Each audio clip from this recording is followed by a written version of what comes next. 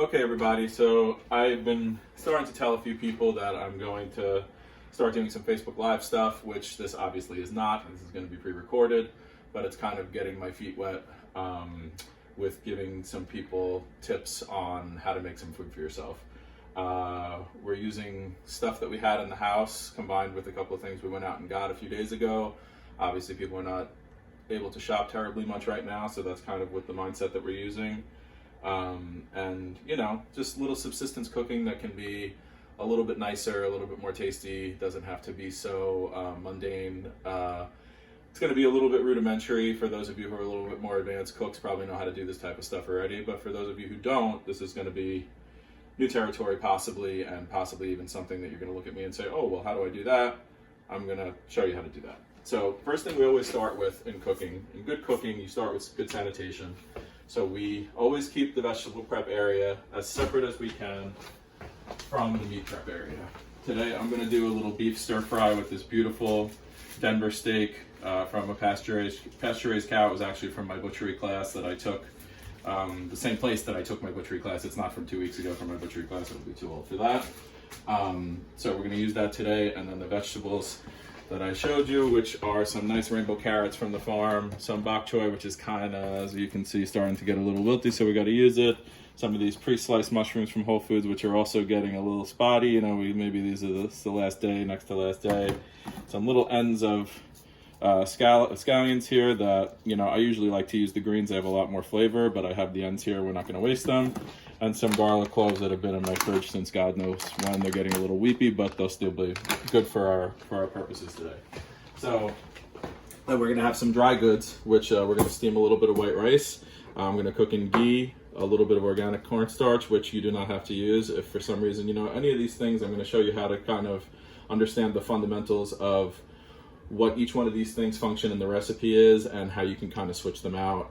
So it doesn't have to be these exact ingredients. You know, I have some Bragg's liquid aminos here. I have this beautiful forest honey. It's from all mixture of forest plants. And the cornstarch, like I had said, you know, you don't have to have that specific ingredient. As I go through each one, I'm adding it to the dish.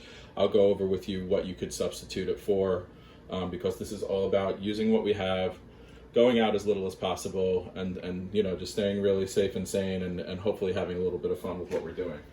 So number one, these days and always, is really washing our hands well. I like to include my wrist in the deal. I like to move my wedding ring around a little bit to just make sure I'm getting good soap on there, nice hot water, kind of wash my wrist almost like a doctor kind of style scrub in, as they say. Really make sure you're doing that well. Move my ring around, get underneath there, and that's it. Hand washing 101, which I'm hoping that you all know how to do. We're going to do this recipe in real time because I'd like to show you how doesn't take very long to do, and at the same time, cooking does not have to be stressful. Yes, I'm a professional chef. I've done this for 20 years, but cooking should not be stressful. You should not be wondering, oh my God, what's going to happen if it doesn't come out the same way he did it? Oh my God, what if I leave this in for too long? What if this gets a little bit burnt? What if this texture changes a little bit? It's all a learning experience, and it's all nourishment for your body. It's all nourishment for people you love, hopefully, and it's, you know, supposed to be fun, and all of that energy goes into the food. So, you know, you put on a little bit of music, you have a little glass of wine, whatever you like to do. Maybe you smoke a little joint or something like that. You know, nobody's going to judge you. You just have fun with it, and you're going to put all that energy into your food, and you're going to make that much of a better dish because you know it was made with love. So the first thing I'm going to do is prep my piece of beef, and now I want to show you, I don't know if you can see here, but the grain of the meat runs like this. It's like when you see the fibers are coming this way, it's like this is the way the fibers of the meat would be coming. So when you hear chefs or people on TV talk about cutting against the grain, you want to cut across that as if you're cutting, you know, severing those pieces. You know, I'll show you as I'm doing it on the board. And the point of that, the reason why you want to cut against the grain is so the pieces are more tender. And you can imagine that if there are like little grains or fibers and you're biting in between those grains and fibers, it has a better texture than if you were trying to sever those fibers with your teeth. It makes a longer, stringier texture, and it's just not as appealing. So here I have a nice sharp knife here. I'm going to lay my steak down on the board.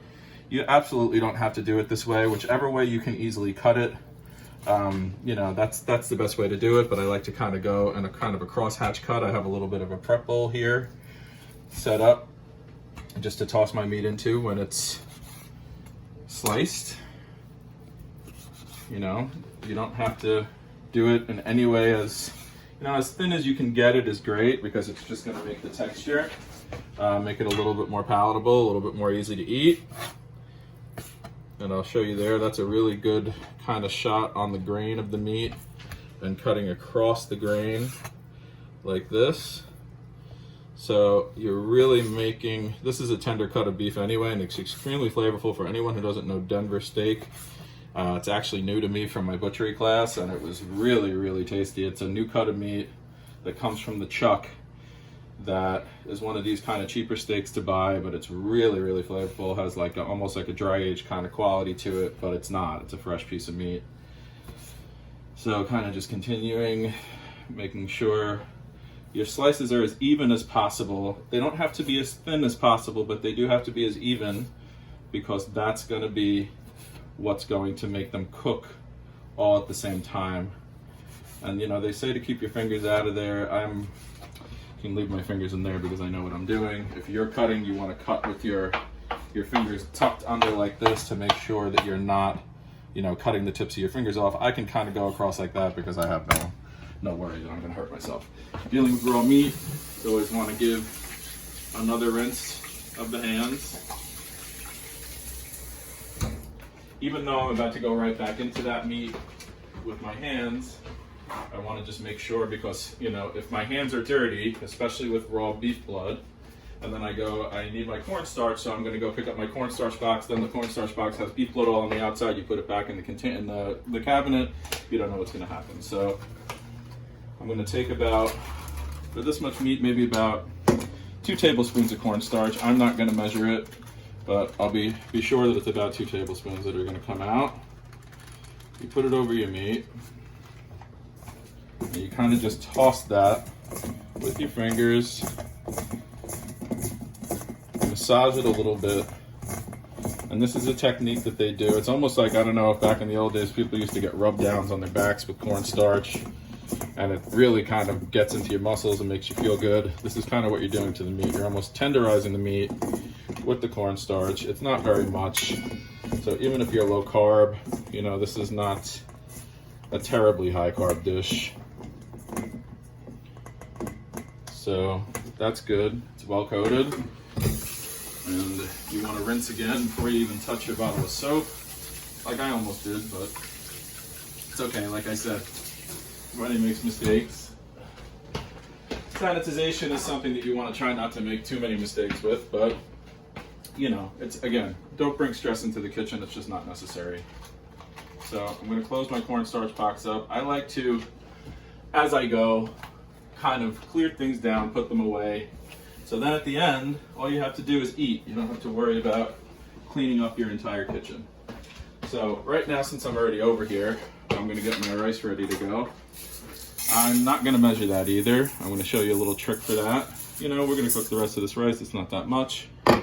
So pour your rice into your rice cooker. You take your little container out. You go over to the sink. Cold water. And you fill it up to, you make sure the rice is level in the water, and you put your finger into it. If the water comes up to the first section of your finger, that's the right amount of water for the rice you have in there. I can see that mine needs a little bit more. So I'm gonna put a little bit. Now it's right where I want it. I'm gonna stick it on the cooker, and I'm gonna get it going. So that would be some nice, beautiful rice. Some people add salt to their white rice. There's going to be a lot of salt in this dish, and I actually like the contrast of the really kind of, not bland, because, you know, jasmine rice is very, very flavorful on its own. I don't really add salt to that because I like it to be kind of a contrast to like the salty intensity of the dish. So we're going to start by just unwrapping our shiitakes, kind of unceremoniously. Doesn't need to be done in any specific way. and then our carrots. You always want to think, if you're cooking a dish, you know, I always like to do my meat, my protein, whatever prep I have to do for my protein, I do it first. And just either, you know, sometimes something has to get marinating. For this, the cornstarch, you know, getting that on there will help to tenderize the longer it's on there. So I always take care of that first, and then I move to my vegetables. The way I work my vegetables is, you know, the longer time it's going to take to cook, that's the one you want to prep first. Especially if there are steps to the cooking, you want to get that out of the way and get that kind of going. So you're always doing the stuff that takes the least amount of time to cook last, because you want all this stuff to kind of come together in concert. I'm hopefully going to be showing you how to, you know, minimize time loss in the kitchen, where you don't have to, we're doing all this in real time, and you don't have to say, oh my God, I have to cook dinner, I need 2 hours to do that, it's going to be so foreboding, it's going to be so, oh my God, how am I going to get it done? This whole thing is going to take us maybe at most 20 minutes, 22 minutes. So we're going to start with our carrots here. So nice sharp knife, just cut off the edge of each carrot, just like that. The tips here are a little soft, so I'm going a little farther. Normally you would only want to go maybe about that far in the carrot, as little waste as possible. But like I said, my tip here is a little soft. And you know, it's one of the things is that if you're eating food that's a little bit rotten, it's, you know, putrefying in your body faster. It's not as healthy as it can be. So even though we're in times of conservation, you still want to you want to kind of perfectly ride the line where you're not making sure that you're not eating putrefying food. I'm just looking for my peeler here. So now I've got my peeler out. And, you know, they used to call this a speed peeler, or chefs, you know, back in the day used to call this a speed peeler. And it's because they used to do everything with a knife. So this is considered almost a shortcut. In this day and age, nobody would consider a peeler a shortcut. I like to put this one little piece of paper towel out on my board so I can put my carrot peels right onto it. These carrots have been washed already. We washed them before we brought them into the house, like we've been doing for literally everything that we're bringing into the house. We're washing and sanitizing everything, including the outsides of our fruits and vegetables when we bring them in, just because of the worry of the name that shall not be spoken, the COVID-19 that we're all worried about right now. So just continuing to peel the carrots. Again, we're doing this in real time, so not trying to talk too much, but you know, you could leave, if these carrot peels were a little bit not so kind of rough, like these have even been scrubbed and they just look a little kind of grody to me. If they weren't that way, I would happily leave them on. A lot of the nutrients, a lot of the nutrition is contained right next to the peel in fruits and vegetables. So if you can leave the peel on, then that's actually a very good thing. So I usually opt to do that as much as I can. But for this, I just feel like there's a little bit of dirt just kind of mashed into them too much. That might get some gritty pieces in there and not be too appetizing. So that's why we're going to peel them. So now I'm going to toss my peeler. It was a one use for the peeler, so I threw it right in my dishwasher straight away, because why leave it out? And then I have my carrots here. I'm going to do something that's called a roll cut. And this is a cut that doesn't get used terribly much anymore, but it's almost like, if you can see what I'm doing, it's almost like sharpening a pencil. You're turning 1/4 turn right through the eye of the center, 1/4 turn right through the eye of the center of the carrot, 1/4 turn right through the eye, 1/4 turn right through the eye. It's almost like you're sharpening a pencil. It's great for stews. Just a pretty cut, you know. If you're gonna make something, it almost looks like it could be like a royal cut, like when you're doing something like a stir fry. It has like a jeweled kind of look to it, as you can see, especially with these carrots that are just absolutely gorgeous. So, you know, it's important, you know, they say we eat food first with our eyes, which I think can be dangerous. It can be a slippery slope, because some of the most delicious food is some of the most ugly food imaginable, you know, some horrible brown stews, and sometimes certain kinds of Indian food and Mexican food, and, you know, all kind of continental food, you know, chop suey and things like that. It's like, you know, it's not always terribly pleasing to look at, but boy, it's some of the most delicious food you can really ever eat. So, you know, we want to eat first with our eyes somewhat, and when we can, but it's not the most important thing. So just finishing up my carrots here. Roll cut, again right through the eye. And I have the one little bit of TV magic we're doing today is I have my steamer already going. I'm going to steam these separately because the amount of time that it will take to steam them or to cook them through is just not going to happen in the pan without overcooking everything else. So we're going to put those carrots right in. If you don't have anything like this where you don't have like a professional steamer like that, you could feel free to boil them. They wouldn't be as tasty, but I'm sure most folks have a steamer at home at this point. Little basket steamer you could put into a pot. I'm assuming that most people are pretty comfortable with steaming of vegetables, I would hope. And if you're not, you know, feel free to ask me any questions specifically about how to do any of these things further.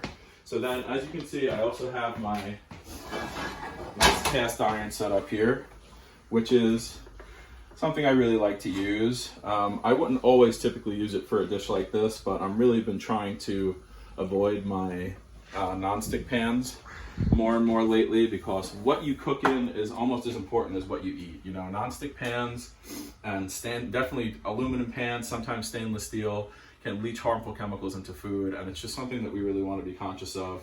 And just always remember that, you know, believe me, I'm not the type of person that doesn't like to eat junk food, and I like to eat trash every now and then. Everybody does. But when you're cooking, especially for yourself, it's important to be aware of what's going into your food, aware of what's going to be going into your body ultimately, because you're doing this to nourish yourself, and you're doing this to, you know, your body recreates its cells every so often, and you want to be building on good foundation. So we're going to get started with our mushrooms here. I should have been actually, I'm going to let this heat up a little bit more because really it's important to have your cast iron pan really nice and hot. So I'm going to come back over here and I'm going to continue to do some vegetable prep, which is going to start by just splitting these bok choy in half and coring them just like this. The way you core them is you kind of come down. Sometimes the cores are a little unpleasant to eat. They're a little kind of fibrous or a little mushy. And we're going to end up washing these anyway, so it's okay. They've already been washed once, but we're going to kind of go through them. Once you get into the core, sometimes there's a little bit more dirt in there. So going to just core that same. Core that same. Some of these little yellow leaves sometimes, like, you know, even though we're trying, like I said, we're trying to be conservative, you don't want to be putting putrefying food into your body because it's almost like it's pre-digested somewhat and not in a good way. It's not giving your body the nutrients that you really could be getting from the food because the nutrients are practically gone because, you know, the nutrient content is highest in foods when they're the freshest. So you want to really be conscious of those type of things. Again, in this time though, if you have to use what you have to use, you have something that's going bad, you want to go ahead and use that. Well, this one was a little kind of stemmy, a little cory. We're not going to get mad at it. We're just going to leave it.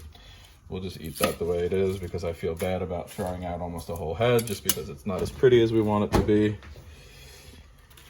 You know, I'm in a constant war with my chef sensibilities of wanting everything to be pretty and perfect and my conservative sensibilities of wanting to use as much as possible and not be wasteful. So as much as I'll forgive you, if you can't ever make this dish, you'll have to forgive me that sometimes I have a little bit of conflicting views about things. It's very common in the chef world. You know, there's a lot of waste in fine cooking, and we're always thinking about ways of trying to minimize that and trying to be able to not be wasteful. So here we have our bok choy. I'm gonna grab myself a little colander just so I can give it a rinse. Gonna stick that in the colander. And as we pass by the pan to get to the sink, we're gonna say to ourselves, oh, look at that. That's as hot as we want it to be. So like I said, for this I'm using ghee. Someone that has dairy, you know, lactose or casein intolerance, ghee is still okay to use. It's rendered completely free of any lactose or casein. So it's still, if you have issues with dairy, it's still okay. This is good grass-fed ghee. It's not the best you can buy. It's kind of just what you can get from Whole Foods, but it's still a lot healthier than, you know, a lot of these modified plant oils that, you know, like a canola oil or avocado oil. Even, I mean, virgin avocado oil is very good. But, you know, the more modified the oil is. Since we're cooking in real time here, we have, as I'm sure happens in everyone's house,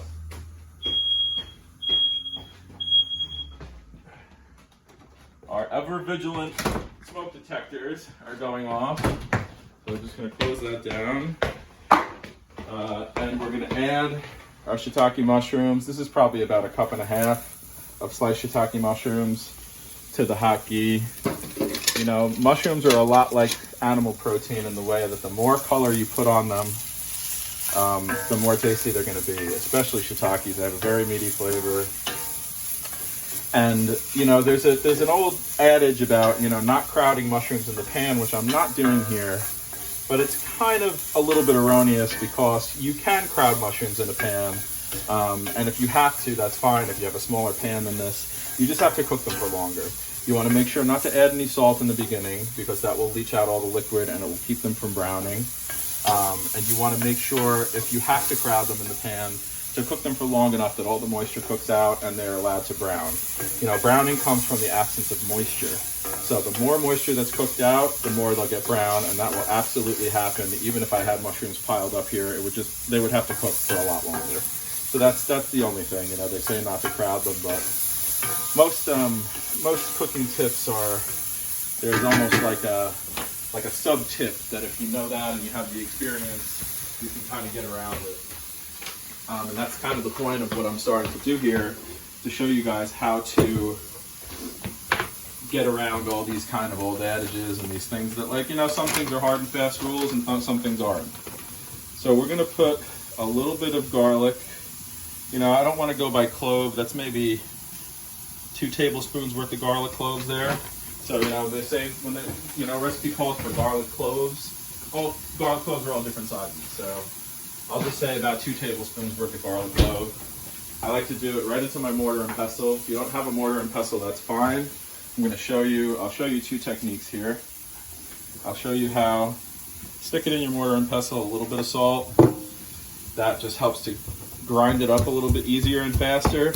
And it also takes a little bit of the edge off the garlic. It makes it a little bit more, not necessarily sweeter, but it just takes a little bit of that spice. It takes a little bit of that edge off it and just like makes it more of a round taste.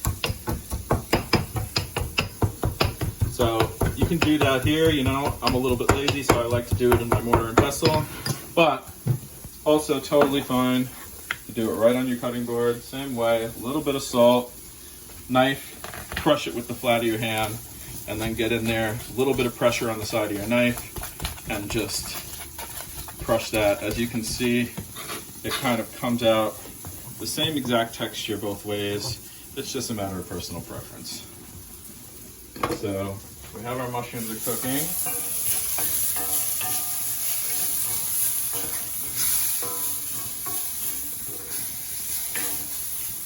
Might be getting a little hot in here, so we're going to turn, you know, something I'm always telling my darling, lovely wife is that there's a dial that's on the stovetop. It's not a button. It's not just on or off. You know, controlling the heat and controlling the fire is a big part of being a good cook. So when you see that something looks like it's getting a little hot, and the smoke is filling the house, and it looks like things are getting a little dark, you're not in, you know, unsavable territory. You just turn your heat down. You sometimes, you know, in some cases can add a little bit of liquid, and that will cool things off. We're going again. Here we go.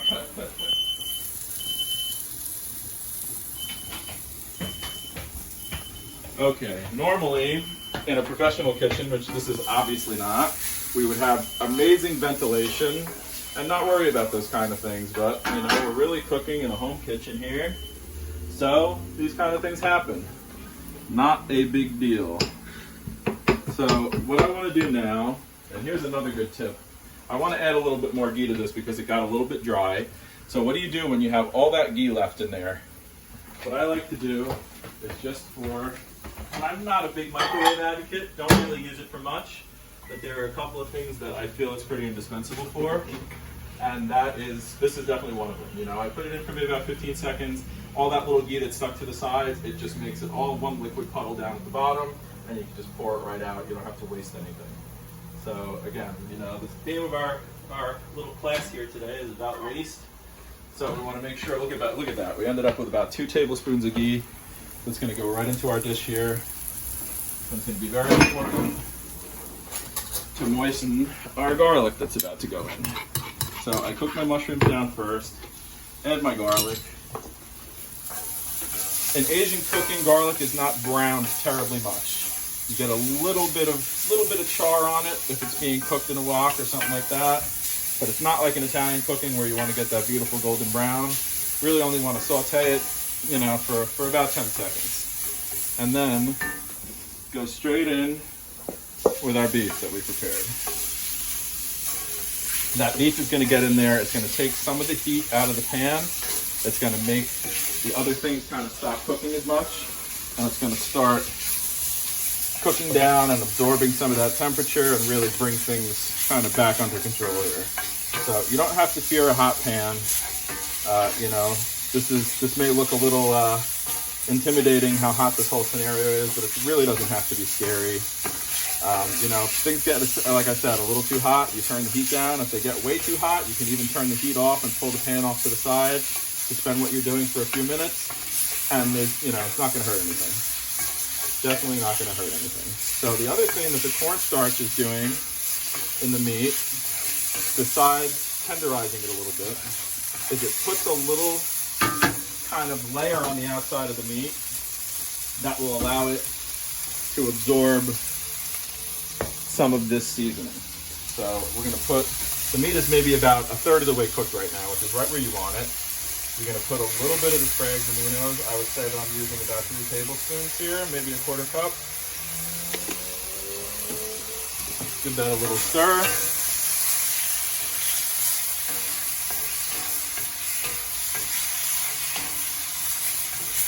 Gotta move a little bit quickly now. And maybe 2 teaspoons of this honey, which I'm also gonna just eyeball. Not enough to really make it sweet or over the top. Whoops, spilled a little bit on my stovetop there. There's nothing to worry about. And then I'm gonna add my bok choy straight in last, because bok choy is a very fast cooking vegetable, and you want to keep that nice crunch to it. You want to leave a little bit of that moisture that's on there from washing it in the colander, because that's actually going to get in there and make a little kind of sauce with the cornstarch and with the soy sauce and with the honey that we have in there.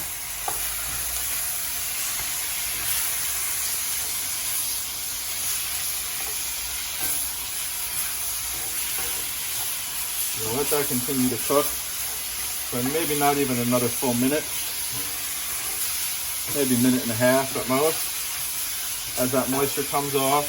Now that the whole thing is getting a little bit more wet and the heat's come down a little bit, you want to turn the heat back up because you want to keep that pan nice and hot. And I'm going to check on my carrots, which should be... I'm going to take a fork and check to see that these carrots are perfectly steamed, which they are not yet, but that's fine.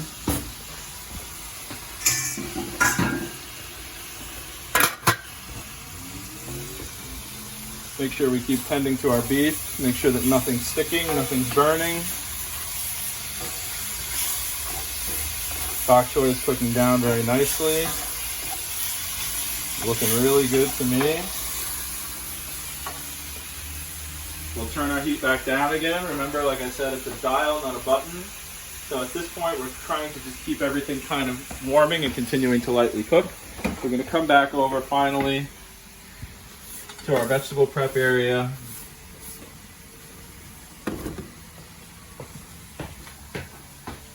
rinse the scallions, which I realized I didn't do. Again, you know, nobody's perfect. So that's what this is all about. My first time doing this.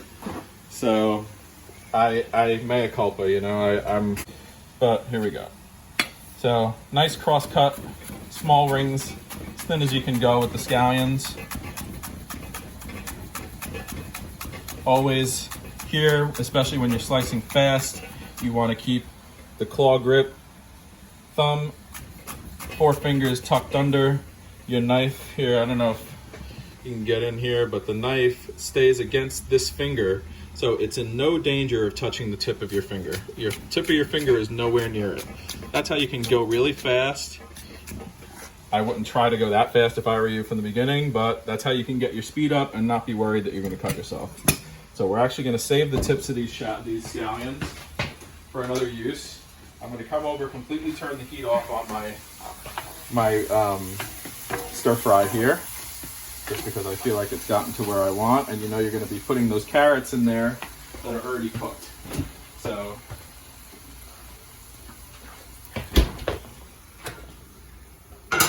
now I feel like my carrots are probably where I want them to be, beautiful, straight in. You have the ending of your carrot cooking liquid in there, which if you feel like your dish can use a little bit of moisture, look at how beautiful, got beautiful color of those carrots. That's going to be a very nice sweet cooking liquid. So we're just going to add a little bit of that, just a little more cohesiveness to the sauce. Again, a very rudimentary dish, not terribly intensely flavored. You know, the flavors are really just a garlic, a little bit of sweetness, some soy sauce. Lost a piece there. Oh, it's okay. A little wild, just knocking stuff all over the stovetop. You have something that hits the stovetop, sometimes it's good to give it a little bit of a rinse, because you don't know, you know, sometimes little germs lurking there, God knows what. So this is pretty much ready. Knocking another piece onto the floor. And we're going to add our scallions. I like to do that right at the end because the nice kind of pungent flavor of almost raw scallion, or allium as they call it, is the allium family, the onion family, is a hallmark of good Asian food. So we'll give this again another good mix. I feel like the colors here are looking amazing. And the thing that's always most important before you serve food to your family, to your guests, or to yourself, is to always give a taste. I like to taste pieces of meat. There's smoke in my eyes.